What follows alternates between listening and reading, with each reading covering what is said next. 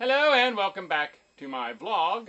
Does it look like I have the same shirt on that I had on yesterday? That's because I shot both of these on the same day and I did not feel like creating an illusion by changing shirts.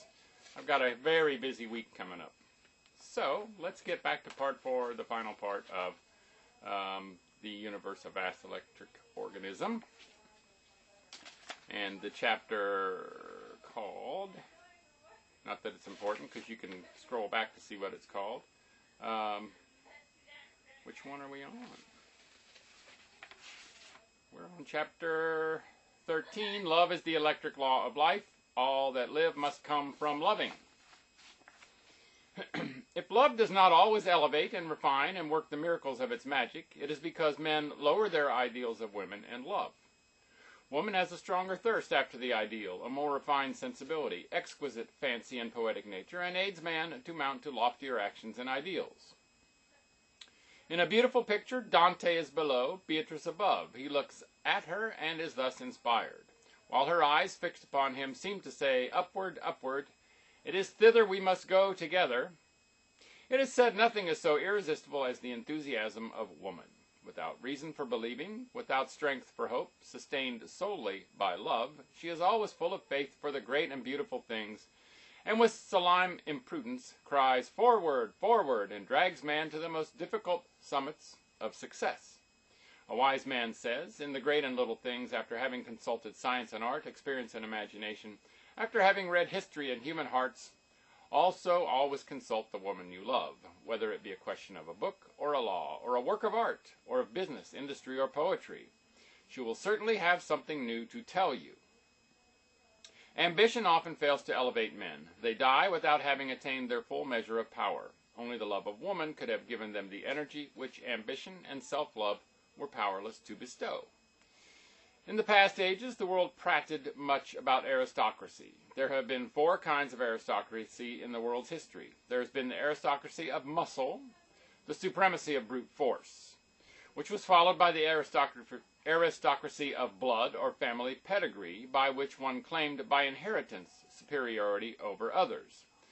Then came the aristocracy of wealth, which prevails in our day, whereby those who obtain fortunes by birth, accident, parsimony, force, or fraud claim superiority over others less sordid or less fortunate. But the true and only aristocracy that ever has or ever will exist in the human race is the aristocracy of love and goodness. There is nothing so kingly as kindness, nothing so royal as truth, and nothing so godlike as love. The aristocracy of muscle has brought misery and distress and cursed the world with cruelty and oppression. The aristocracies of blood and wealth have often brought sorrow to their possessors, and proved a rope of sand, a broken reed, a Jonas gourd that faded in a night. But the aristocracy of love and goodness is God's aristocracy, and belongs to the society of heaven. It is a part of the family of deity, and possesses the wealth of the universe. It is the pride of celestial hosts, and the joy and blessing of transient mortality. The humblest of earth may join this aristocracy of love and goodness, and be a prince and king in his own right, by royal prerogative, as eternal enduring as the earth and stars. Thus we find that love is the spiritual and electric law of life, and the crown jewel of the universe, that it gives life and inspires it, that all the creations and forces of nature are dual and sexual, with love as the supreme sovereign of all life and destiny.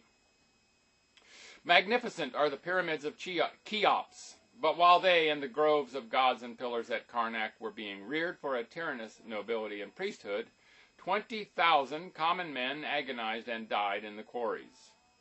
Beautiful was Athens, the city of the violet crown, when the sunlight flashed from the Parthenon, but Aristides was banished because he was just, and Socrates was murdered because he taught the oneness of God.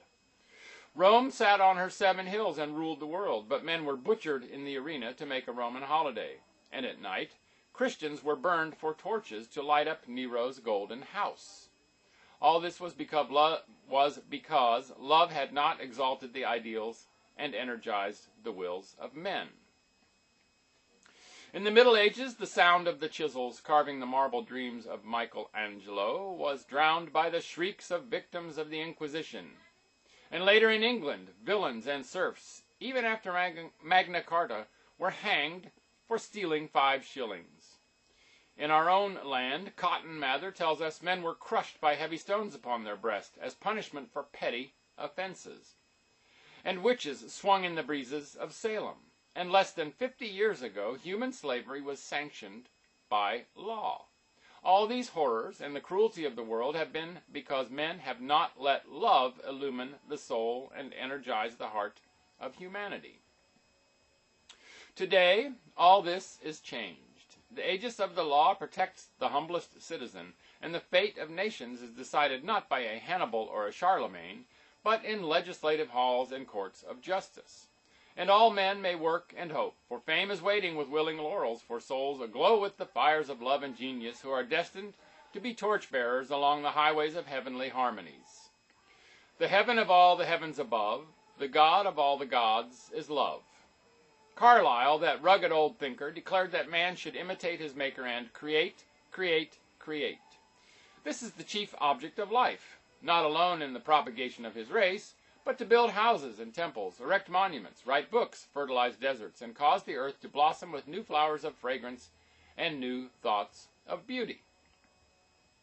In order to thus glorify life and make it a divine ecstasy and a stepping stone to celestial worlds, love must be the guiding star, and will the creative impulse. These two are the sovereign forces of the universe in man and deity, and uphold and control all others. Therefore, man should make love and truth his ideals, and will his scepter of power, and with each rising sun proclaim, these 2 things should no man forget or lose, or sacrifice, his will and his ideals. These 2 things are the man, in leaving them behind him in the dust of broken dreams. He leaves himself, his nature is usurped.